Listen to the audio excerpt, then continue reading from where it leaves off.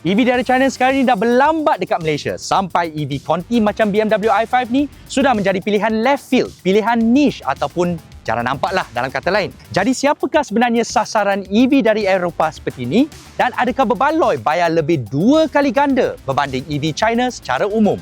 First, kita tengok kereta dulu. BMW i5 ni bukanlah model yang baru sangat. Tapi sekarang dia sudah CKD.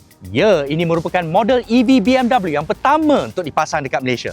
Akibat CKD, harga dia turun sebanyak RM32,000. Sekarang bermula daripada RM369,000. Bateri dia kekal NMC iaitu Nickel Manganese Cobalt yang secara umum lebih kerap ada pada EV Conti berbanding LFP iaitu Lithium Iron Phosphate yang hampir semua EV China pakai. Jadi apa kelebihan dan kekurangan NMC dengan LFP ni? Pertama, NMC ni lebih padat tenaga daripada LFP. Okey, andaikan kita ada dua bateri. Satu NMC, satu LFP. Sama berat, sama saiz. Yang NMC tu akan mampu menyimpan lebih banyak tenaga. Maka jarak pandu atau range dia jadi lagi jauh. Kedua, oleh sebab dia lagi padat tenaga, bateri NMC ni tak perlu dijadikan sebesar ataupun seberat LFP untuk mencapai range tertentu.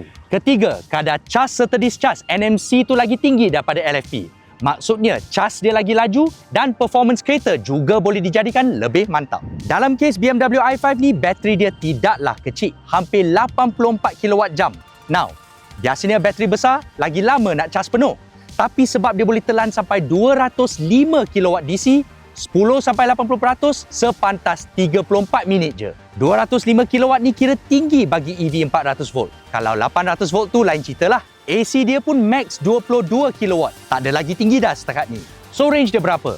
Kereta CBU yang sebelum ni sudah pun sangat jauh, 582 km WLTP. Kereta CKD ni pula dilengkapi dengan silicon carbide inverter yang baru yang memanjangkan range dia kepada 627 km WLTP. Itu dah lebih kurang typing sampai Johor Bahru tau. Untuk perbandingan, BYD Seal Premium yang pakai bateri LFP lebih kurang sama saiz, range dia cuma 570 km walaupun BYD tu lagi kecil daripada i5 ni. Tapi of course, ini kalau battery charge penuh sampai 100% lah dan ini membawa kita kepada satu kekurangan bateri NMC. Sebab kepadatan tenaga yang tinggi, bateri NMC ni tidak disyorkan charge sampai 100% selalu sebab ia akan mempercepatkan susutan kapasiti bateri.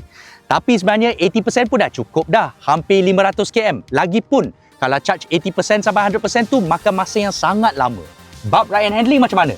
BMW kan mesti korang ingat lagi sedap nak bawa berbanding BYD Seal sebab kereta China biasanya handling tak best. Jawapan ya, tapi jurang dia sebenarnya tak besar sangat. Dua-duanya pun steeringnya G2 dan dua-dua punya suspension pun boleh dikatakan agak lembut. So korang tak perlulah risau pasal lubang, lopak apa dekat jalan.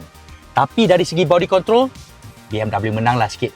Saya nak kata sebenarnya, Seal adalah antara kereta China yang sedap handling. Itu jarang ya. Biasanya beza langit dengan bumi handling China dengan handling Euro. And kena ingat, i5 ni lagi besar. Jadi it's impressive yang handling dia still better daripada Seal yang lagi kecil. Keselesaan kerusi sebenarnya bergantung pada orang. Macam katil lah.